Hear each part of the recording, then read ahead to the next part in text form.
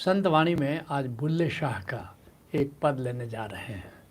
बुल्ले शाह का जन्म 1680 ईस्वी में हुआ और 1758 ईस्वी तक पंजाब की धरती पर बुल्ले शाह अपना गीत गाते रहे। कहते हैं बुल्ले शाह उसका मुख एक ज्योत है। कहते हैं कि परमात्मा कैसा है, वो नूरानी है, वो परमात्मा नूर है। उसका मुख एक ज्योत है। और सभी संतों ने बात की है कि परमात्मा हमारे घट में ही विद्यमान है और घट में रूह की तरह विद्यमान है, आत्मा की तरह विद्यमान है। और उस घट में झांकोगे तो देखोगे दिव्य आलोक जगमगा रहा है, डिवाइन लाइट वहाँ पर विद्यमान है। और वह जो डिवाइन लाइट है, वह जो आलोक है, वह आत्मा का अविभाज्य हिस्सा है। इनग्रेडिएंट उसी में इनग्रेंड है। और इस तरह चूँकि आत्मा परमात्मा का ही अंश है, इसलिए परमात्मा भी नूर है, आत्मा भी नूर है, परमात्मा भी नूर है। जिसके लिए पलटू साहब कहते हैं दिल में आवे है नज़र। और एक बात याद रखना, जब संत दिल की बात कहता है, हृदय की बात कहता है, तो उसका अर्थ निराकार है, फिजिकल हार्ट की बात नहीं हो रही है। कहते दिल में आवे है नज़र और निराकार में नज़र आता है, घटाकाश में नज़र आता है। बंद आँखों से जो तुम देखते हो उसको निराकार कहते हैं। तो उसी में वह झलकता है। दिल में आवे है नज़र उस मालिक का नूर। परमात्मा का जो आलोक है वह निराकार में झलकता है, निराकार में जगमगा रहा है। और उस मालिक का नूर कहाँ को ढूंढन जावे। और फिर उस मालिक को, उस परमात्मा को लोग तीर्थों में जा कर के ढूंढते हैं, मंदिर में, मस्जिद में ढूंढते हैं, चर्च और गुरुद्वारे में ढूंढते हैं, पहाड़ों में और कंदराओं में जा कर के ढूंढते हैं। लेकिन वो हमारे दिल में ही बसा हुआ है, हमारे घट में ही बसा हुआ है। कहते हैं उस मालिक का नूर कहाँ को ढूंढन जावे, आज सब में पूर्ण समान। और सभी जीव जंतुओं में वो भरपूर है और समान रूप से है।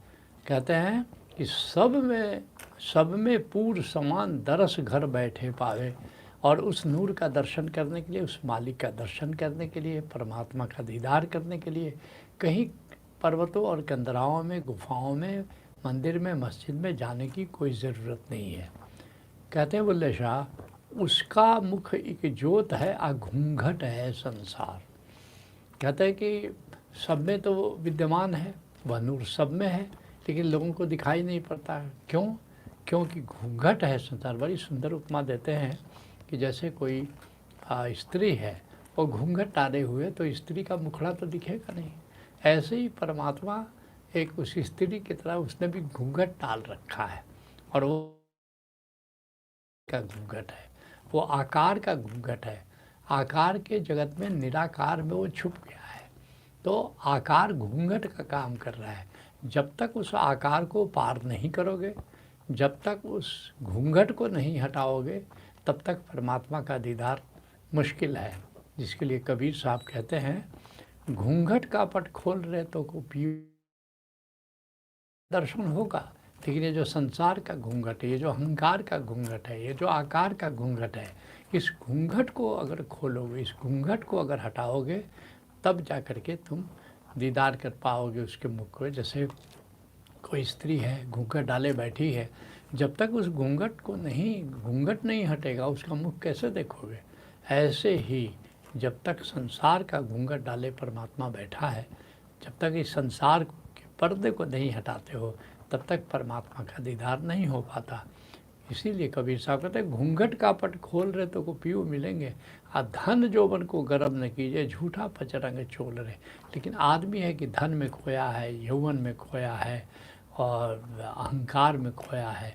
और ये जो पांच तत्व का की जो काया है, बस इसी को अपना सब कुछ माने बैठा है, देह को ही अपना सब कुछ माने बैठा है। लेकिन आत्मा का न तो उसको पता है, ना आत्मा का दर्शन वो कर पाता है। कहते हैं बुल्ले शाह घूंघट में वो छुप गया, मुख पर आंचल डार। और परमात्मा घूंघट ओढ़ करके छुपा हुआ है, मुख पर अपना आंचल ओढ़े हुए है। और ये जो मुख पर जो आंचल है या घूंघट है, ये संसार है, ये आकार है, जिसके लिए पलटू साहब कहते हैं मान मनी हो फना नूर तब नज़र में आवे। परमात्मा का नूर कैसे दिखाई देगा? ये जो अहंकार है, ये जो और जो मन है, ये दोनों से तुमको मुक्त होना होगा, तब जाकर के भीतर घटाकाश में जाओगे, वहाँ परमात्मा का नूर दिखाई देगा। अब बुरका डारे टारे खुदा बाखुद दिखरावे, तुम केवल बुरका को हटाओ, तुम घूंघट को हटाओ, अहंकार के घूंघट को, मन के घूंघट को, विचारों के घूंघट को, बस उसको थोड़ा हटाओ और फिर देखोगे तो परमात्मा का नूर दिखाई देता है। कहते हैं बुल्ले शाह, ईट खड़क के दुक्कड़ बजे, कहते हैं संसार चलता रहता है, संसार में आपस में लड़ाई चलती रहती है, लेकिन फिर भी भीतर ढोल बजता रहता है, भीतर अनाहत नाद का बाजा बजता रहता है। बाहर के लड़ाई झगड़े से ऐसा नहीं कि जो आदमी लड़ाई झगड़ा कर रहा है उसके भीतर वो ढोल नहीं बज रहा है, ढोल तो सबके भीतर बज रहा है, लेकिन लोग हैं कि आपस में लड़ाई करते रहते हैं, बस इसी में उलझे रहते हैं।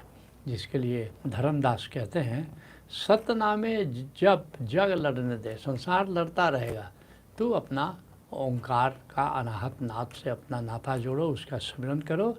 यह संसार कांटे की बाड़ी अरुज सरुज के मरने दे, ये संसार बस कांटों के जंगल के समान है, कांटों के बगीचे के समान है। लोग बस ऐसे ही उलझे रहते हैं, लड़ने में मरने में उलझे रहते हैं, लेकिन तू जो साधक है उसके लिए कह रहे हैं, संत के लिए कह रहे हैं कि तू अपने सुमिरन में लगे रहो, संसार की इन उलझनों को सुलझाने में मत ज़्यादा परेशान हो जाओ। कहते हैं बुल्ले शाह, तत्ता होए चूल्हा, कहते हैं ईट खड़क के दुक्कड़ बजे। ये जो आपस में लड़ाई चलती रहती है, फिर भी अनाहत नाद का ढोल भीतर बज रहा है, उस पर ध्यान दो। तत्ता होए चूल्हा, और चूल्हा कहते हैं कि मेरे घर में चूल्हा तपता रहता है। किसके लिए तपता रहता है चूल्हा? और कहते हैं कि ताकि अतिथि आए, कोई संत आए, कोई फ़कीर आए, तो उसकी हम सेवा कर सकें, उसको हम भोजन करा सकें। कहते हैं बुल्ले शाह, आन फ़कीर दिखा खा जावन, और मेरे घर में साधुओं का डेरा जमा रहता है, फ़कीरों का डेरा जमा रहता है, और वे आते हैं, भोजन करते हैं और खा पी करके चले जाते हैं। और कहते हैं बुल्ले शाह कि राजी होए बुल्ला, कहते हैं कि यह देख कर बुल्ला बहुत खुश रहता है कि मेरे घर में संत आते हैं और सत्संग चलता रहता है। कबीर साहब इस बात को कहते हैं, साईं इतना दीजिए जामे कुटुंब समाए, मैं भी भूखा ना रहूं साध न भूखा जाए। कहते हैं हे परमात्मा, मुझे इतना ज़रूर संसाधन दो कि मेरा परिवार का भरण पोषण हो, और सबसे बड़ी बात कोई साधु आए, कोई अतिथि आए तो उसकी हम सेवा कर सकें। कहते हैं बुल्ले शाह, धर्मसाल धरबाई वसदे, कहते हैं कि अजीब तमाशा हमने दुनिया में देखा है कि धर्मशालाओं में दुकानदार बस गए हैं, अर्थात जहाँ धर्म की बात होनी चाहिए थी, धर्म की चर्चा होनी चाहिए थी, धर्म के नाम पर लोग दुकानदारी कर रहे हैं। और ठाकुर द्वारे ठग, और कहते हैं कि जो ठाकुर द्वारे हैं उसमें ठग बसे हुए हैं, लुटेरे बसे हुए हैं, लोग धर्म के नाम पर ठगी करते हैं। स्वयं कबीर साहब कहते हैं कि भंवर जाल बगुजाल है, बूढ़े बहुत अचेत। एक तो संसार का जाल है, ऊपर से बगुला भक्तों का जाल है, ये दोनों जाल है। कोई संसार के जाल को पार भी कर ले तो बगुला भक्तों का, ये नकली संतों का जो जाल है, पंडितों पुरोहितों का जो जाल है, इससे मुक्त होना बड़ा मुश्किल है। भंवर जाल बगुजाल है, बूढ़े बहुत अचेत, कह कबीर दिन बाचिए जिनके हृदय विवेक। लेकिन जिनके पास विवेक है, प्रज्ञा है, वही इस भंवर जाल और बगुजाल से मुक्त हो सकते हैं। इसलिए ठीक कहते हैं कि धर्मसाल धरबाई बस दे, धर्मशालाओं में दुकानदार बस गए और ठाकुर द्वारे ठग, और ठाकुर द्वारे में ठग और लुटेरे बस गए हैं।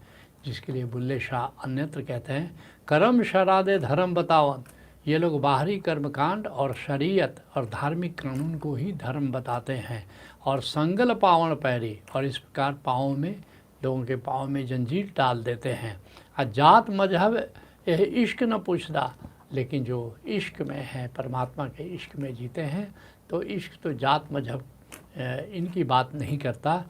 इश्क शरादा वैरी कहते हैं बुल्ले शाह कि जो सच कहूँ तो शरीयत जो है वो सच्चे इश्क के ख़िलाफ़ है।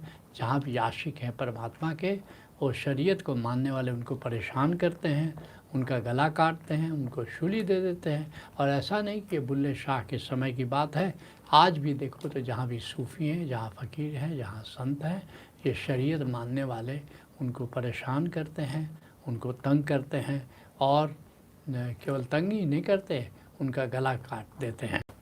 कहते हैं बुल्ले शाह कि बीच मसीते रहन कुसीते, कहते हैं बड़े हिम्मत का वक्तव्य है। कहते हैं मस्जिदों में कुसंगी रहने लगे हैं, वहाँ तो परमात्मा के प्रेमियों को रहना चाहिए, लेकिन वहाँ पर कुसंगी रहने लगे हैं। जिसके लिए कबीर साहब कहते हैं हिंदू की दया और मेहर तुर्कन की, या दोनों घर से भागे। हिंदू का मतलब ही होता है जो दयावान हो, लेकिन नहीं, अब हिंदुओं में दया नहीं देख रहा हूँ। अब मेहर तुर्कन की, और जो तुर्क है, जो मुसलमान है, उनमें कम से कम मेहर होनी चाहिए। दया को ही मेहर कहते हैं, लेकिन उनमें भी मेहर नहीं है। वह करे जीवा वो झटका मारे आग दो ही घर लागी। हिंदू भी झटका मार करके बकरी काट रहे हैं, और वो हलाल करके रेत करके वो खस्सी काट रहे हैं मुस्लिम। तो दोनों के भीतर दया नाम की कोई चीज़ नहीं है। आग दो ही घर लागी, दोनों के घर में आग लगी हुई है। कहते हैं बुल्ले शाह आशिक रहन अलग, लेकिन प्रभु के प्रेमी इन सब से अलग रहते हैं। परमात्मा के इश्क में, परमात्मा की याद में, परमात्मा की जिक्र फिक्र में बस वो लगे रहते हैं, और संसार का तमाशा चलता रहता है। बनाकर फ़कीरों को हम बेगालिब तमाशा अहले जहाँ देखते हैं। गालिब साहब कहते हैं कि बस ये फ़कीर जो है एक जगत को तमाशा समझ करके उसको देखता रहता है। तो संत वाणी को यहीं विराम।